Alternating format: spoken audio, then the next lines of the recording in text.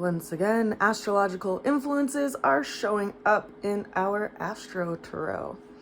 I do want to go ahead and give everybody an update. I am sending out my prototypes tomorrow, or the order for the prototype of my deck.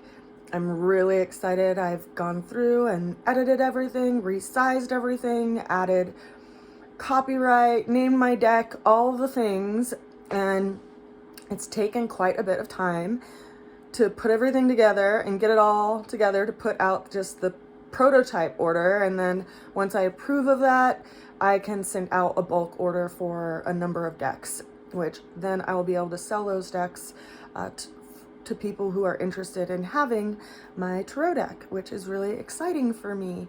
And I appreciate everyone that's contributed to this fundraiser, because it's really helped me to not only get a deck that is no longer damaged, because as you all know, my deck that I've hand drawn has been pretty much destroyed in a good sense, because a lot of the lamination is just like peeling completely off of the cards. Someone suggested that I just pull the lamination off and get it relaminated, and I tried that with one card, and that's just not going to be possible. I don't want to go in and damage any more of my cards the way that I did in attempt to see how that would work out. So I'm printing my cards, then they will be able to be available for people, which is really exciting. And I will also be offering some tarot workshops so people can embody the cards and learn the cards that way. I'm also considering doing a couple of apprenticeships in the coming year so that people can learn the system and hand draw their own deck as well, like I had done in my apprenticeship. And so if people are interested in any of these offerings, feel free to reach out and I will keep you updated as things are developed. I'm going to be limited in the number of apprentices that I will be taking on next year. And so I just want to be able to give everyone the attention that they need in that process. So I'm not going to have a huge student body, so to speak. I'm just going to take a few in so I can make sure that they really understand the material. And then I will be offering workshops this year that are going to be public offerings, so people can take, you know, a section of a Zoom class, or if they would like me to show up to an event and offer a workshop on the tarot, I'm willing to do that as well. So if you are interested in any of those things, feel free to reach out to me at rootsofalchemy@gmail.com, and I will keep you connected to the things as they are developed. All right, so these opening cards that we have for today, we have the Hermit as our opening energy. We have the Judgment card as our challenge for the day. The way we're going to get through the challenge is the Ace of Swords. And then the overall outcome for the day, these two cards flew out together. We have the Moon and the Ace of Wands. So, you know, this Hermit card showing up as our opening energy is telling of something that we're really looking at deep within our own being. And we may, you know, be kind of pulling out our inner critic and looking at what works for us, what doesn't work for us. Maybe if we need to adjust our daily routine, our practices that we involve ourselves in, because the Hermit is this energy of someone who is removing themselves from the outer world and really looking inward. This is also associated with this energy of Chiron. And because Virgo, which governs this card, also governs Chiron. And consider that we have a new moon tomorrow, and the sun, the moon, and Chiron are all at the same specific place in the sky in Aries. And so we are looking at old wounds and figuring out how we can adjust our outlook and our behavior and our environment to heal these wounds.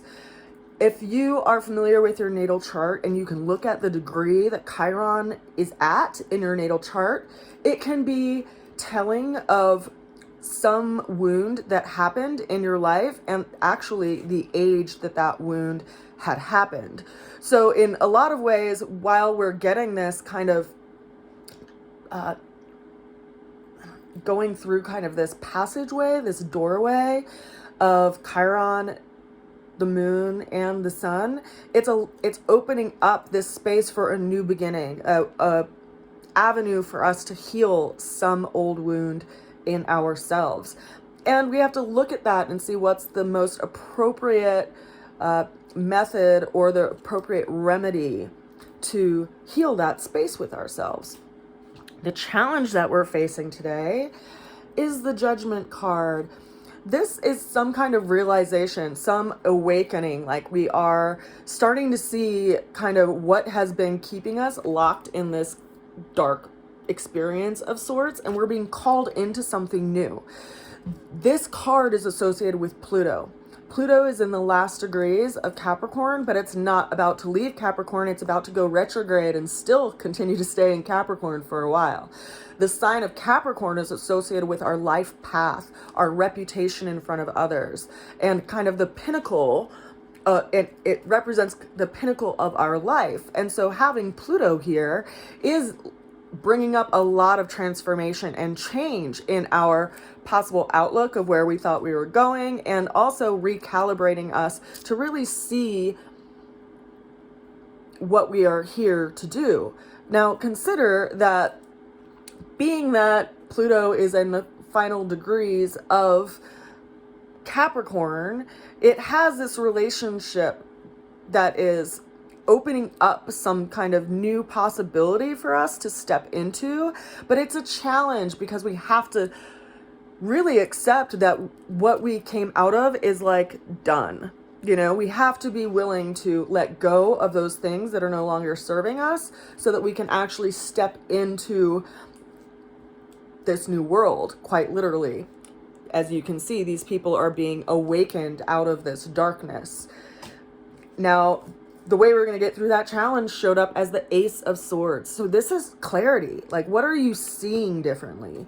How are you perceiving the situation differently? What is being revealed? What lends you this such clarity in life that it lets you cut through the rubbish, lets you cut through, the BS and like the clouds, right? If you're walking into a new meadow or a new space and it's all cloudy and full of fog, this is this energy of being able to like cut through it, cut away what is no longer useful, what is no longer serving you, and also just like the facade, right? Like all of the things that don't actually matter, like so that you can actually put your energy into what matters.